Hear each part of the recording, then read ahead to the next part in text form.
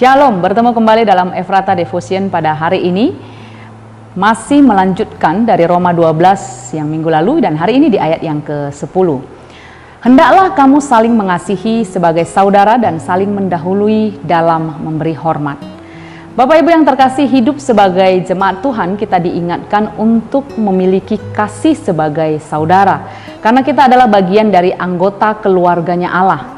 1 Timotius 3 ayat 15 berkata, jadi jika aku, Paulus di sini maksudnya terlambat, sudahlah engkau tahu bagaimana orang harus hidup sebagai keluarga Allah, yakni jemaat dari Allah yang hidup, tiang penopang dan dasar kebenaran.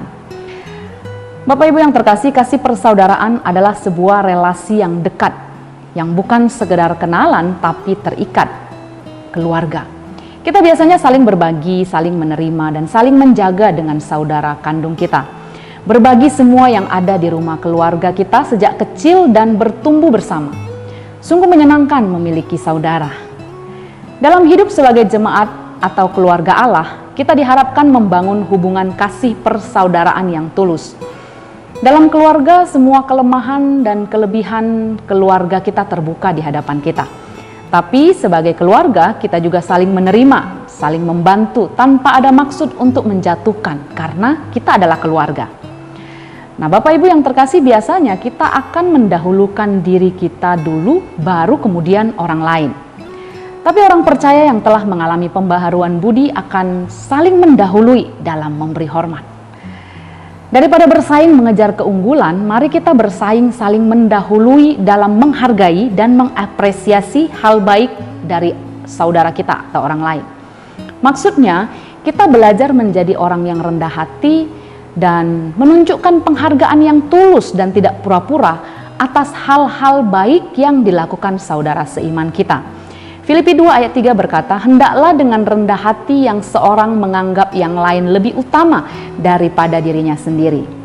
Inilah cara kita membangun dan menjaga kasih antar anggota keluarga Allah. Karena Bapak Ibu, hubungan yang retak dan rusak dalam keluarga itu juga akan merusak dan menghancurkan keluarga. Demikian juga hubungan yang rusak antar anggota keluarga Allah akan menghancurkan kesatuan keluarga Allah. Sehingga kita mungkin akan saling menyerang dan kita gagal memancarkan kasih Allah bagi dunia.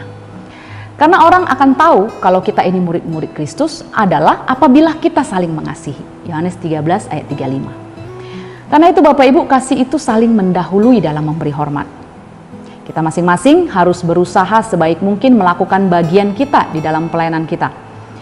Dengan saling mendahului dan menghormati dan menghargai bagian saudara kita. Jangan tunggu saudara kita memuji kita dulu, kita harus mendahuluinya. Jangan tunggu saudara kita melakukan hal spektakuler dulu. Kita belajar untuk menghormati dan menghargai untuk hal kecil sekalipun yang baik yang dilakukan oleh saudara kita dalam pelayanannya. Sehingga ketika kita lakukan itu, kita tidak memberi ruang untuk kesombongan dan keangkuhan. Karena kita saling mendahului dalam memberi hormat dan menganggap yang lain lebih utama dari diri kita sendiri. Kita bersama-sama dengan seluruh saudara kita dalam Kristus hanya mau melakukan yang terbaik untuk kemuliaan Tuhan. Ingat, kasih hendaknya tidak pura-pura, tapi jadi gaya hidup yang melekat pada diri kita sebagai orang percaya. Mari berdoa. Bapa di surga, terima kasih Tuhan untuk saudara yang Tuhan tempatkan di sekitar kami, saudara-saudara seiman, anggota keluarga kerajaan Allah di dalam gereja. Tolong kami Tuhan untuk kami saling mendahului dalam memberi hormat, kami menghargai, kami mengasihi satu dengan yang lainnya, agar dunia melihat dan mereka bisa melihat bahwa kami adalah murid-murid Kristus yang membawa terang Kristus kemanapun kami pergi. Terima kasih Bapa, terima kasih Tuhan, dalam nama Yesus kami berdoa. Amin. Shalom, Tuhan berkati.